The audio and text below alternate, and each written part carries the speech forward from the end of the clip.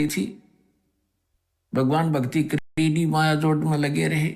महल के बाहर खड़ा गली में पड़ा हुआ रो रहा है। ऊपर से वर्षा हो रही है, ओले आ जाते हैं, शीत लहर चल रही होती है।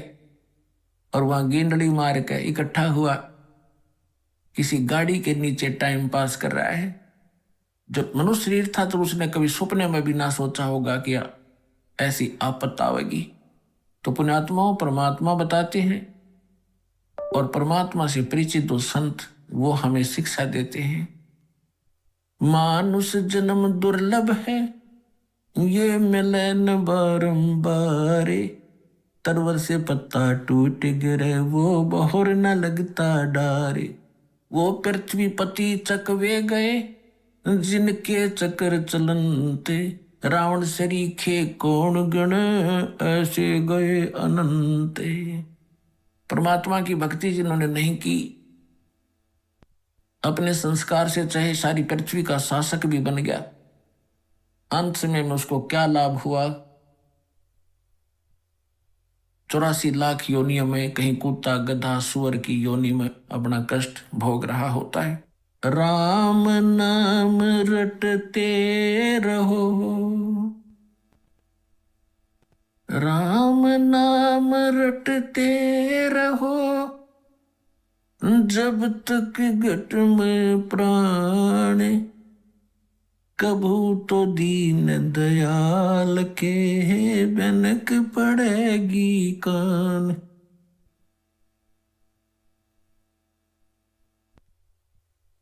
राम रटत कन्या भली, साकट भलो न पूते। छेरी के गल में गलथना, जिसमें दूध न मूत। राम रटत दारिद्र भलो, टूटी घर की छान। वो सुंदर महल किस काम के, जहां भक्ति नहीं भगवान। राम रटत कोड़ी भलो, चू चू पड़े जो चाम।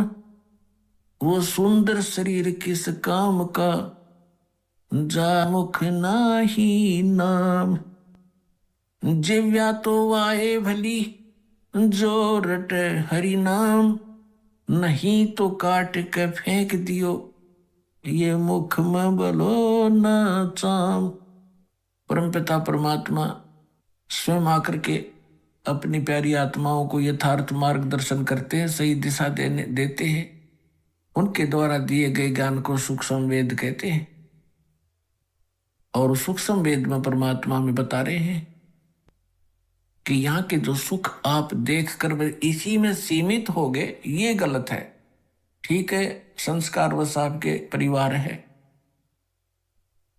आप परिवार पोषण के लिए भी कार्य करते रहो, लेकिन भगवान के इस नाम को और इस भक्ति को, इसको साथ रखो।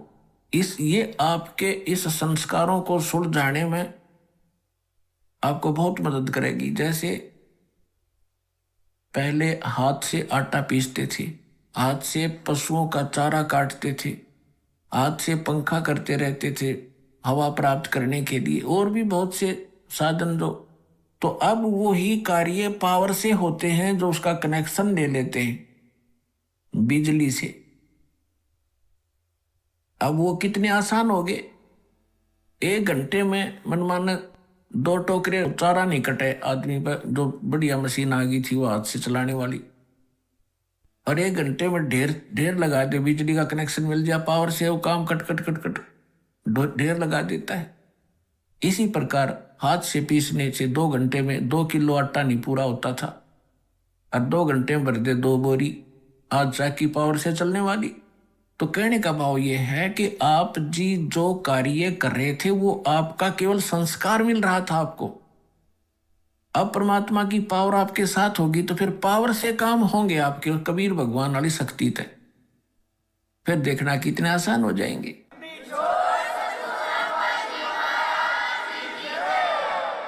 तो हमें ये साथ रखना था, लेकिन हमने साथ रखा, लेकिन वो कनेक्शन ठीक नहीं था, वो पावर पूरी नहीं थी। जो हमारे काम कर सके थी। जैसे हम अन्य देवताओं की पूजा करते थे तो उनकी आपा बैटरी कुछ सीमित होती थी और उनसे हमारे सब काम नहीं हो पाए थे। और उन्होंने भी एक नियम बना रखा है कि जो जैसे कर्म करेगा उतना ही फल मिलेगा।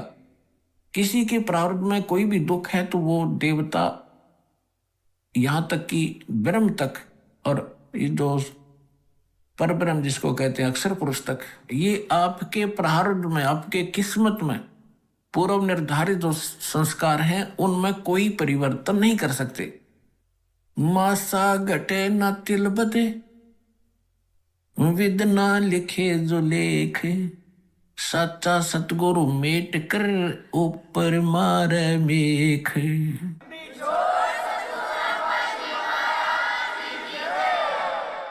तो पुण्यात्माओं, जब पूर्ण परमात्मा का नुमाइंदा, उसका कृपा पात्र संत या स्वयं मालिक आते हैं। 600 वर्ष पहले स्वयं परमात्मा आए थे और उसमें कोई ऐसा प्रचार प्रसार का साधन नहीं था जैसा आजकल उपलब्ध है। आज तो कोई भी लल्लू पंदो जिसको मीडिया में टाइम मिल जाता है टीवी के ऊपर बोलने का समय, वे 1,00,000-2,00,000 न मूर्ख बना ले, क्योंकि जिज्ञासु उसको संत जानकर उसके पीछे लग लेते। और उस समय 64 लाख शेष परमात्मा के हुए थे। वो कोई ज्ञान से नहीं, ज्ञान तो परमात्मा की वाणी बोलते ही थे जो आत्मा को खींचती है, लेकिन उनको सुख दिए थे। वो दुखी देख नहीं सकता अपनी प्यारी आत्माओं का, वो परमात्मा है, दयालु है। तो वो क्या बताते हैं, तो उसके लिए बताया है कि मासा घटे न तिल बधे, विद ना लिखे जो लेख, और सच्चा सतगुरु मेट कर ऊपर मारे मेघ। अब सच्चा सतगुरु कहा है गरीबदास जी ने कि जैसे गुरु, वैसे गुरु शब्द पर्याप्त है। गुरु का अर्थ होता है मार्गदर्शक, लेकिन ये नकली गुरु हो गए, इसलिए सतगुरु कहा। तो इसलिए सच्चा सतगुरु कहा। काल ने उलझाने में कसर नहीं छोड़ रखी सज्जात्म ज्ञान को। कबीर साहब कहते 9 मन सूत उलझिया, ये ऋषि रहे जखमार, और सतगुरु ऐसा सुलझा दे उलझा न दूजी बार। तो वैसा सुलझा दिया पुण्यात्माओं। इस कलयुग में यो अध्यात्म ज्ञान नहीं उलझेगा, चाहे कोई सर पटक लियो, भक्ति करियो चाहे ना करियो, वो अलग बात।